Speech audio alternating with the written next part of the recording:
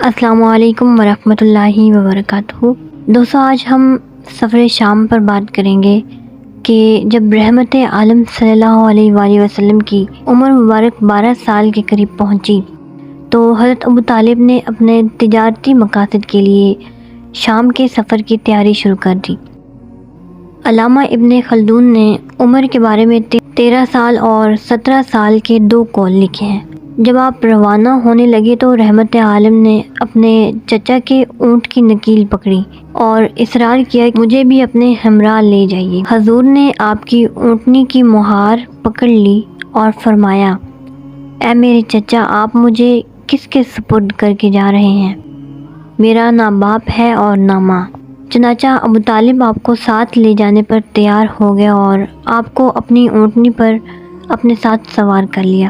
کئی دنوں کی مسافت کے بعد جب یہ قافلہ بصرہ پہنچا تو وہاں عیسائی راہبوں کی ایک خانقاہ کے نواح میں شب بصرہ کے لیے قیام کیا۔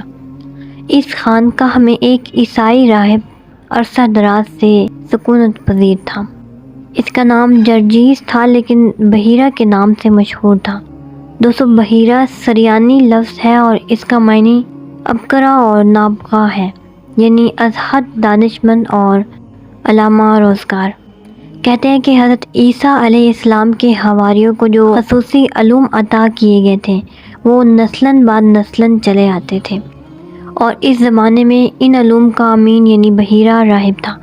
قریش کے تجارتی کارواں ہمیشہ اس راستے سے گزرتے لیکن اس نے کبھی ان کی پرواہ نہیں کی تھی۔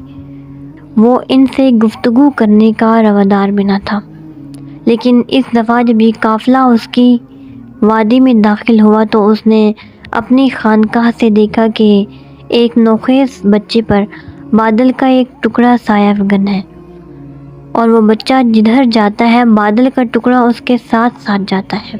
پھر اس نے اس امر کا بھی مشاہدہ کیا کہ جب یہ قافلہ ایک درخت کے سائے میں اترا، یہ بچہ جب وہاں پہنچا تو درخت کے سائے میں کوئی جگہ نہ رہی، اس لیے مجمع سے باہر وہ بچہ دھوپ میں بیٹھ گیا اور درخت نے فوراً جھک کر اپنا سایہ اس بچے پر پھیلا دیا۔ بحیرہ نے جب اپنی خانقاہ کے دریچے سے یہ منظر دیکھا، اسے خیال آیا کہ جس نبی صادق امین کے ہم منتظر ہیں اور جس کی علامات ہماری کتب میں مرقوم ہیں، کہیں یہ جوان وہی تو نہیں؟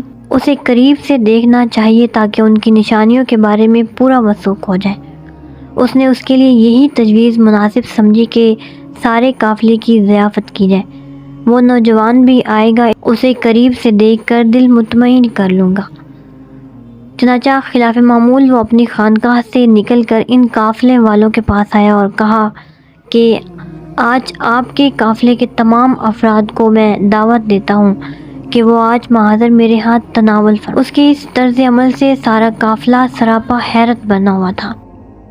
آخر ایک شخص سے رہا نہ گیا، اس نے پوچھ ہی لیا کہ اے بحیرہ، آپ کے طرز عمل نے ہمیں حیران کر دیا ہے۔ ہم پہلے بھی یہاں سے بارہا گزرے ہیں لیکن آپ نے ہماری طرف کبھی توجہ تک نہ کی۔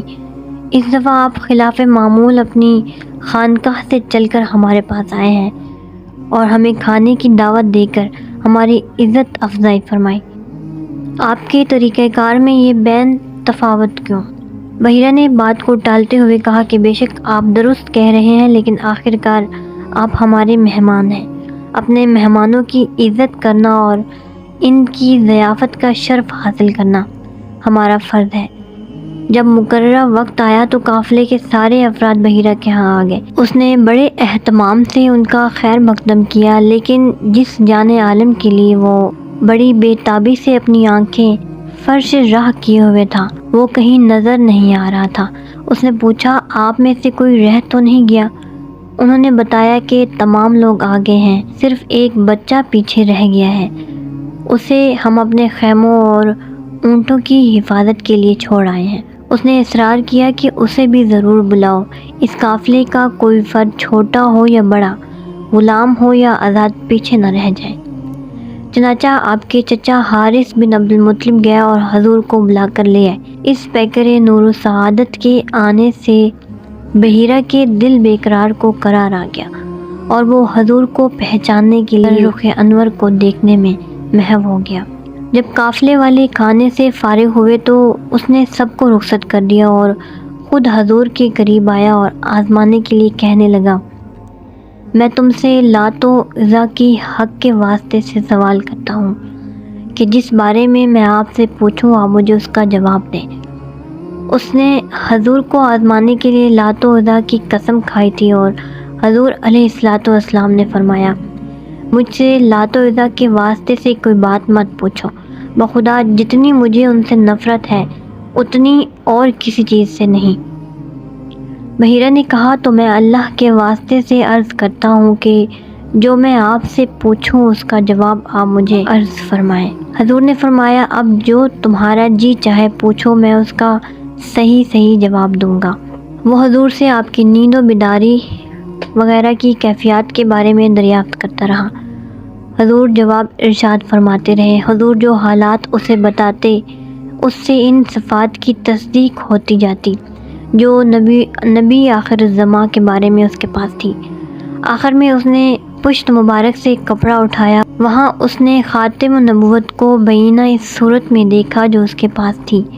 بے ساختہ اس نے جھک کر خاتم النبوت کو چوم لیا۔ جن قافلے والوں نے یہ منظر دیکھا وہ کہنے لگے کہ اس راہب کے دل میں محمد معصوم کی بڑی قدر و منزلت ہے۔ جب بحیرہ اس سے فارغ ہوا تو حضرت ابو طالب کی طرف متوجہ ہوا اور پوچھا، اس بچے کا آپ سے کیا رشتہ ہے؟ آپ نے کہا، یہ میرا بیٹا ہے۔ بحیرہ نے کہا، یہ آپ کا بیٹا نہیں اور نہ اس کا باپ زندہ موجود ہو سکتا ہے۔ حضرت ابو طالب نے کہا، یہ میرا بھتیجا ہے۔ اس نے پوچھا، ان کا باپ کہاں ہے؟ آپ نے فرمایا، ماتا و امہ حبلہ، کہ ان کا انتقال ہو گیا ہے جبکہ ابھی یہ شکم مادر میں تھے۔ اس نے کہا، اب آپ نے سچی بات کہی ہے، پھر ان کی ماں کہاں ہے؟ آپ نے بتایا، تھوڑی مدت گزری وہ بھی انتقال کر گئی ہیں۔ پھر اس نے حضرت ابو طالب کو کہا کہ آپ اپنے بھتیجے کو لے کر وطن لوٹ جائیں اور یہودیوں سے ہر وقت ہوشیار رہیں۔ اگر انہوں نے دیکھ لیا اور ان کو ان حالات کا علم ہو گیا جن کا مجھے علم ہوا ہے تو وہ انہیں ضرور نقصان پہنچائیں گے۔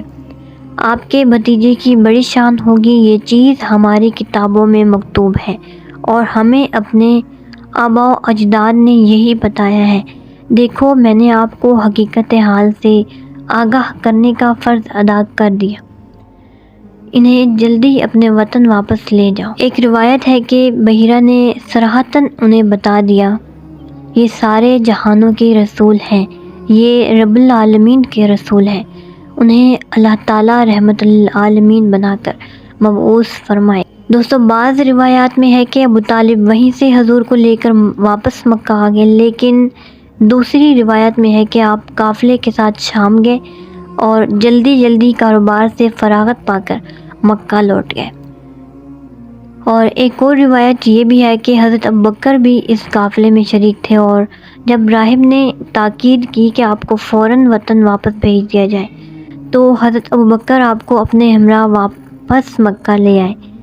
لیکن حافظ ابن حجر فرماتے ہیں کہ اس سفر میں حضرت ابوبکر شریک سفر نہ تھے اور نہ اس وقت ان کی عمر اتنی تھی کہ وہ حضور کو اپنی نگرانی میں مکہ واپس لے آتے، بلکہ ایک دوسرے سفر میں آپ حضور کے ہمرکاب جو حضرت خدیجہ کے مال میں تجارت کی غرض سے ان کے غلام میسرہ کی معیت میں کیا گیا تھا۔ اس سفر میں بھی ایک راہب سے بصرہ کے مقام پر ملاقات ہوئی، لیکن وہ راہب بحیرہ نہیں تھا بلکہ اس کا نام نستورہ تھا۔ بعض مورخین نے ان دونوں واقعات کو ایک واقعہ تصور کیا ہے، اس لیے اس کے بیان کرنے میں خلط ملط ہو گیا ہے۔ تو دوستو، آج کی ویڈیو کو میں یہیں پر اینڈ کرتی ہوں اور اپنی رائے کا اظہار اس ویڈیو کے متعلق مجھے ضرور دیجیے گا اور میرے چینل کو سبسکرائب کرنا مت بھولیں۔ تھینک یو سو مچ۔ اللہ حافظ۔